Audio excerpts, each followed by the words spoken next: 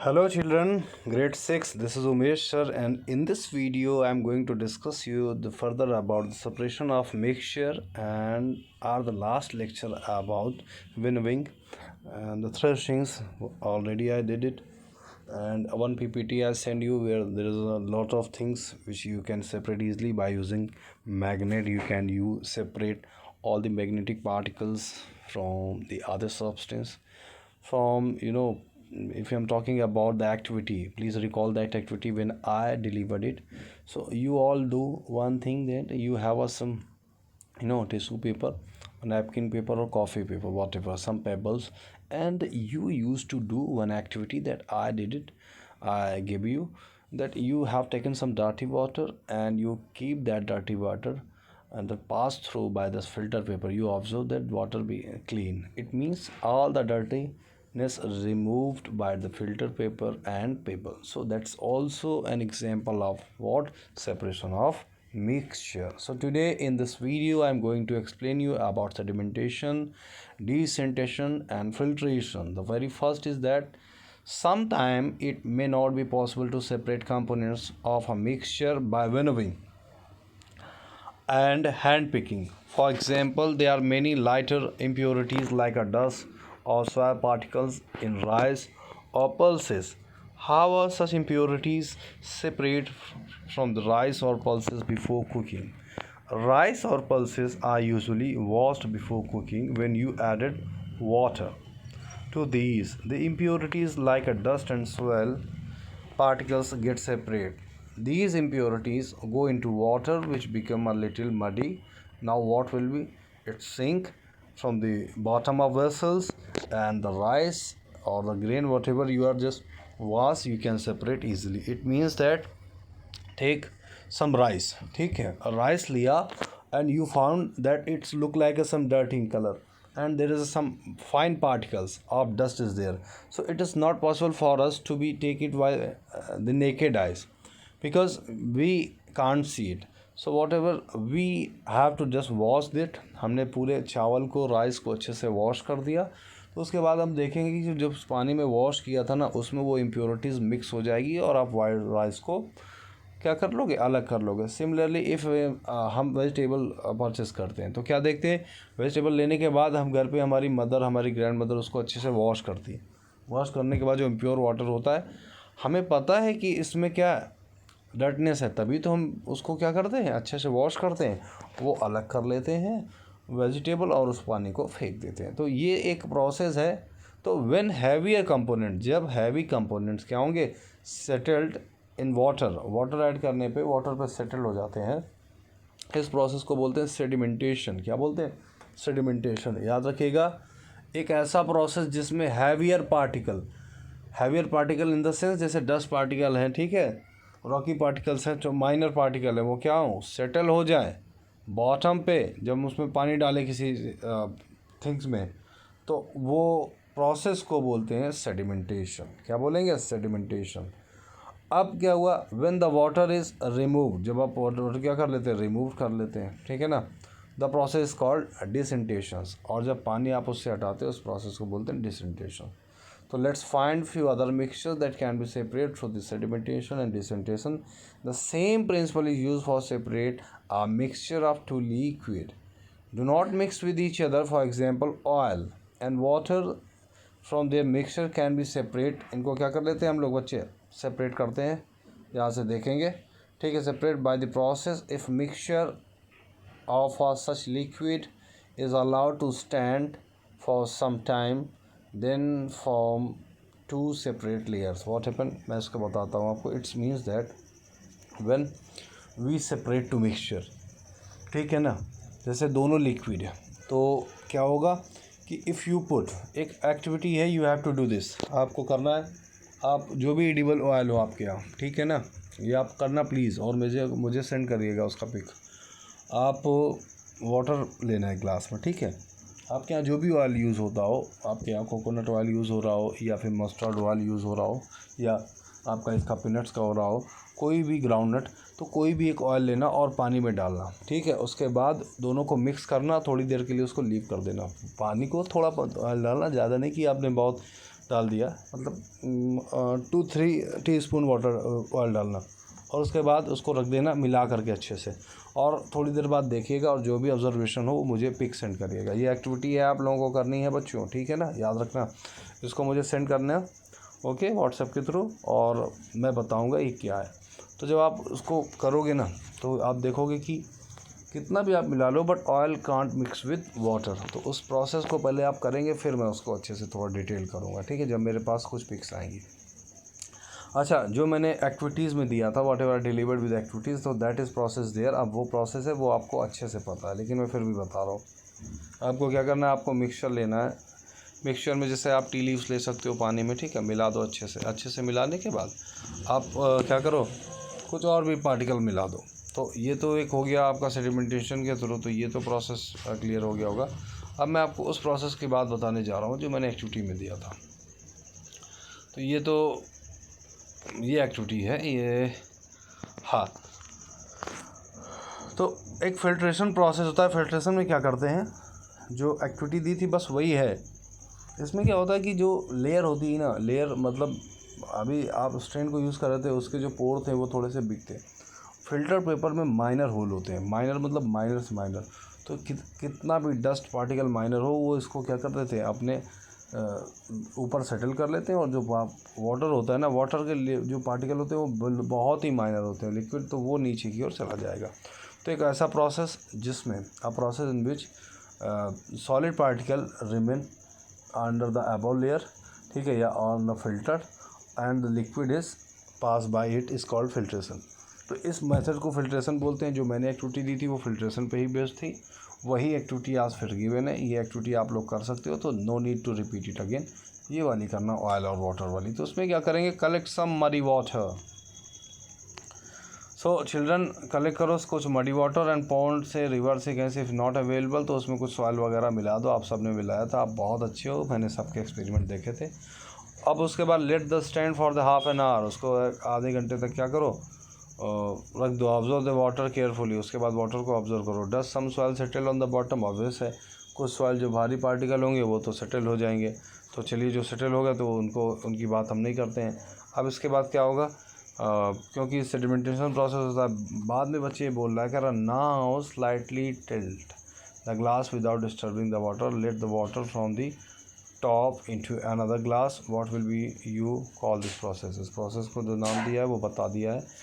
Is the water is the second glass still muddy और brown in colour, now filter it. अब इसको और भी ज़्यादा प्योर करने के लिए किसका यूज़ करेंगे, फिल्टर का। Did the tea strainer work, क्या टी स्ट्रेनर वर्क करेगा, नहीं करेगा। रीज़न क्या लिखोगे, क्योंकि उसके जो होल होते हैं ना टी स्ट्रेनर के, वो बड़े होते हैं, जिनसे ये मडी वाटर जो है आसानी से पास हो जाएगा। तो इसके लिए हम लोग फ़िल्टर्ड पेपर लेंगे। क्यों लेंगे, क्योंकि फ़िल्टर पेपर के जो होल होंगे वो छोटे होंगे। होल आप समझ रहे हो कि लेयर, उसमें जो छोटे छोटे जो पोर होते हैं, जिसको छेद बोलते हैं, ठीक है, वो छोटे होंगे। अब बच्चे आगे देखते हैं, तो अब आपको फ़िल्टर करना पड़ेगा, किससे, फ़िल्टर पेपर से, ठीक है ना। तो यहाँ से, अच्छा, इसके लिए आप कॉटन पेपर भी यूज़ कर सकते हो, सॉरी कॉटन क्लॉथ भी यूज़ कर सकते हो। तो ये प्रोसेस हो गया। If the water is still muddy, और भी मडी है, तो वहाँ पे हम लोग फ़िल्टर्ड करेंगे, ठीक है। प्रोसेस गिवन है already and you have to did it, आप इसको कर सकें। बस अंतर इतना है बच्चे कि आपने जो किया था ना, वो कोन वगैरह नहीं बनाई थी, okay. I think that, just a second, process यही यूज़ किया था, बस कोन नहीं बनाई थी, ठीक है। तो ये फ़िल्टर्ड पेपर है, इसको अच्छे से रीड कर लेना। There is nothing additionally that I have to explain you. But now the evaporation, this process, if you remember on the lab time where I put some salt and water and I mix both, when it dissolve completely, I put that water, salty water, on the floor of the lab. So we observe that water evaporated, only salt residue as a salt is there, so that process called evaporation. ये process बहुत effective है बच्चे। किस के लिए, salt को निकालने के लिए सी वाटर से। होता क्या है कि जो भी सॉल्टी वाटर होता है ना, उसको हम लोग क्या करते हैं, उसको हम लोग कलेक्ट कर लेते हैं जिसमें ज़्यादा सॉल्ट होता है। उसके बाद हम क्या करेंगे, इसमें पिक्चर में गिवन है, थोड़ा और दे देंगे। उस पानी को ऊपर लेयर ले लिया, जो उसकी लार्जर इम्प्योरिटीज़ थी, जैसे मान लो रिमेन एक्वेटिक एनिमल्स है जो मर गए थे, उनको अलग कर लिया, ठीक है। जो बड़े बड़े पत्थर वत्थर थे उनको हटा लिया, ठीक है। अब क्या मिला, अब कुछ मतलब कोई पोल्यूशन है, पॉलीथीन वगैरह सारी चीज़ हटा ली। अब जब उसमें केवल हम लोगों ने देखा कि नहीं केवल इसमें सॉल्ट है, सारी इम्प्योरिटीज़ हटाने के बाद, तो उसके बाद उस वाटर को सी से या ओशन से जहाँ से लिया है उससे थोड़ा सा डिस्टेंस पे रखते हैं, ठीक है। डिस्टेंस पे रखने के बाद एक लेयर बनाते हैं, अभी मैं आपको दिखा रहा हूँ। मतलब उस पानी को चारों तरफ से क्या कर लेते हैं, एक तरीके से पॉलीथीन बिछाते हैं काफ़ी बड़ी, और उसके ऊपर पानी को डाल देते हैं। पानी इवापोराइज्ड हो जाता है और जितना भी सॉल्ट होता है वो कलेक्ट हो जाता है। ये छोटा सा एक पिक्चर है, अभी इसका बड़ा पिक्चर मैं आपको दिखाऊंगा या सेंड कर दूंगा, ठीक है। उसको देख लीजिए। तो इस तरीके से इवापोरेशन वो प्रोसेस होता है, अंदर समझिए, इवापोरेशन वो प्रोसेस होता है जब ये वो सॉल्ट कम्प्लीटली डिज़ोल्व हो गया, यानी उसमें दिख ही नहीं रहा है। भाई ये इम्प्योरिटीज़ तो दिख रही हैं ना, सॉल्ट आपको दिख ही नहीं रहा है पानी में कि मिला है कि नहीं मिला है। कोई ऐसे नॉर्मल इंसान होगा वो सॉल्टी वाटर पी लेगा, तब उसको मालूम चलेगा इसमें सॉल्ट है। तो उसको तो आप किस फिल्टर भी से भी अगर क्या करोगे, आप उसको निकालोगे तो फिल्टर से भी सॉल्ट भी निकल आएगा, क्योंकि सॉल्ट के पार्टिकल वाटर के पार्टिकल से मिक्स हो गए। तो उसको अलग करने के लिए वेपोराइज करेंगे, तो वाटर वेपोराइज हो जाएगा, यानी गैसियस फॉर्म में कन्वर्ट होकर के उड़ जाएगा, और जो रेसिड्यू बचेगा वो सॉल्ट बन जाएगा। बात समझे, ये प्रोसेस होता है इवापोरेशन। क्या बोलते हैं इसको, इवापोरेशन बोलते हैं। आप इसको अगर करना चाहो तो इसको आसानी से इसको भी कर सकते हो। इसके लिए कुछ नहीं करना है बच्चों, अच्छे से सुनो मुझे। आप बस 2 टीस्पून सॉल्ट मिक्स कर लेना एक छोटे गिलास में, लगभग 200 ml वाटर पे, और मिक्स होने के बाद ये थोड़ा कम लेना, 100 ml वाटर लेना, और उस पानी को फैला देना एक ऐसे फ्लोर पे जहाँ पे सन की रेस जाता है। और सुनो, मिट्टी पे ना फैलाइएगा, आप इसको फैलाइएगा फ्लोर पे जहाँ सन रेज आए। तो आप 1-2 घंटे बाद देखोगे ना, after 2 hour you observe that कि सारा सब वाटर उड़ गया होगा और सॉल्ट बचा होगा। तो ये प्रोसेस भी बढ़िया है, बहुत इफ़ेक्टिव है, आप घर पे कर सकते हो इवापोरेशन को। तो आज 2 एक्टिविटीज़ बता दी हैं, ओके। तो इतना बच्चे 2 कर लेना, उसके बाद फिर हम आगे बताएंगे। हालांकि थोड़ा सा और है, अगर आप लोग कर पाओ तो मैं थोड़ा इसको आज ही कंप्लीट कर दूँ।